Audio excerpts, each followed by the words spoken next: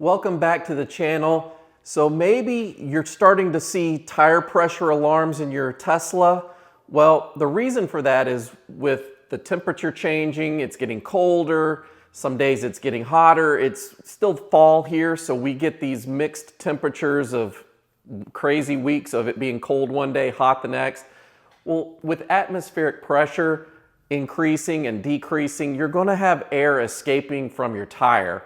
And that's why you're getting these alarms. So I'm going to show you how to check the pressure of your tires on both Model 3 and Model Y and Model S, Model X, because they are different.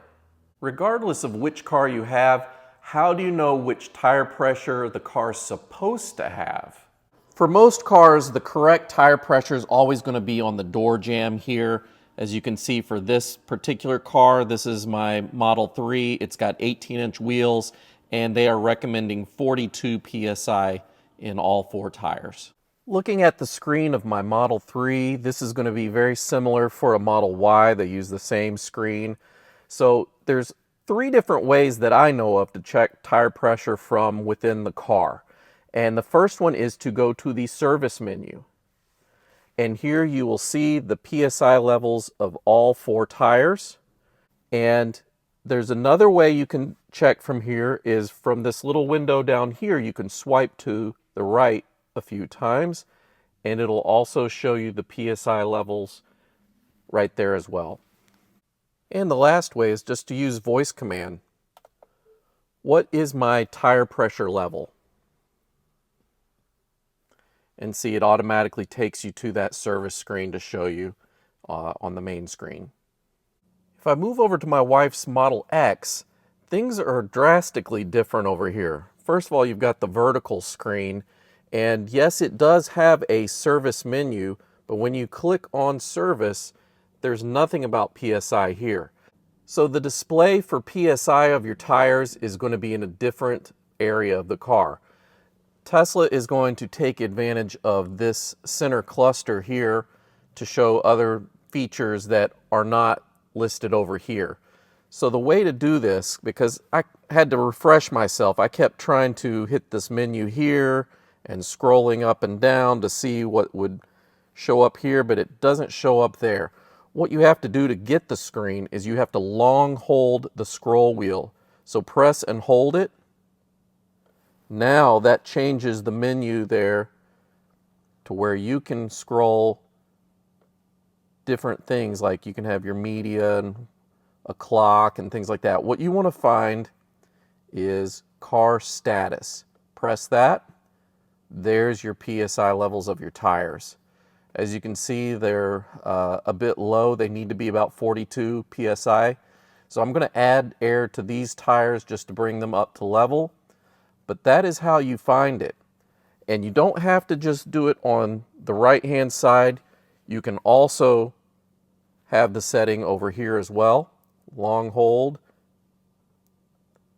And watch, it's going to flip the screen. So now you have it over there. So there is some customization of your screen here. And of course, if you forget how to find that menu, just use your voice command. It's so much easier. What is my tire pressure?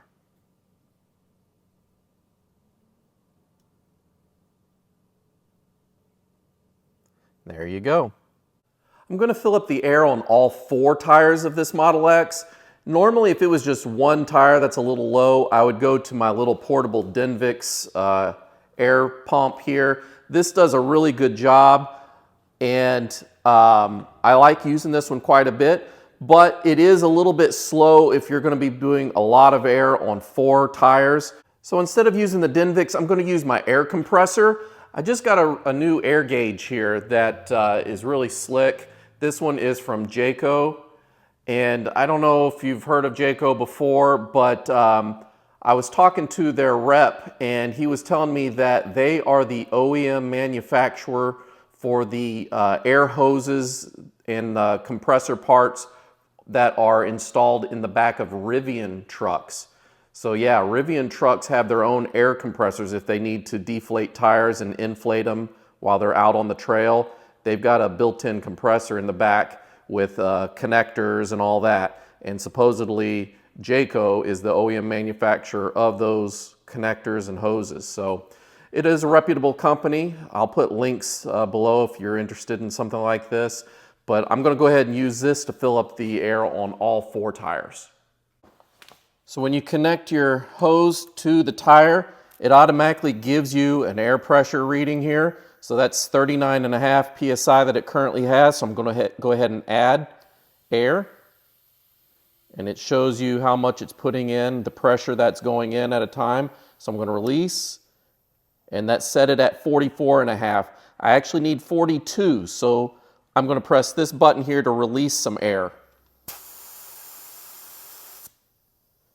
43,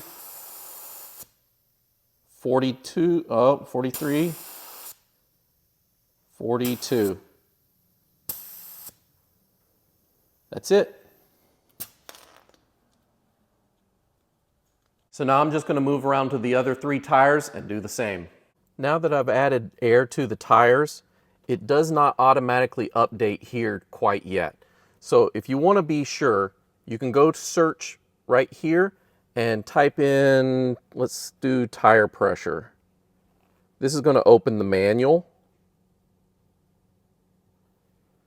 So tire care and maintenance. So just to show you what I'm talking about, this paragraph right here, the tire pressure indicator light does not immediately turn off when you adjust tire pressure.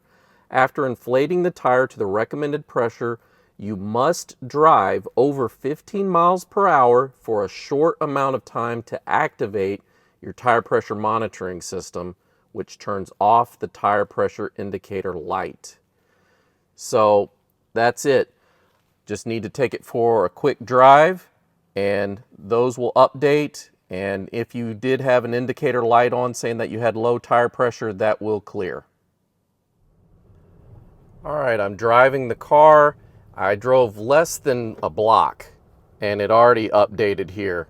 And as soon as, the tires heat up a little bit and that air expands, it's going to actually go up even higher than that. So we're at a good baseline here. You can always add more pressure if you don't like the results there, but this is good enough for now. And look, the light just cleared for the tire pressure alarm. So we're all good. So it's as simple as that. Hopefully this helped some of you guys out. Maybe you were trying to find in the menu where the tire pressure is. Took me a minute because I'm not used to driving the Model X. I'm more of a Model 3 driver. So after I figured it out, I thought maybe this is helpful to somebody else that may be trying to figure it out as well. So let me know in the comments if you have any questions, and I will see you guys in the near future. Take care. Bye.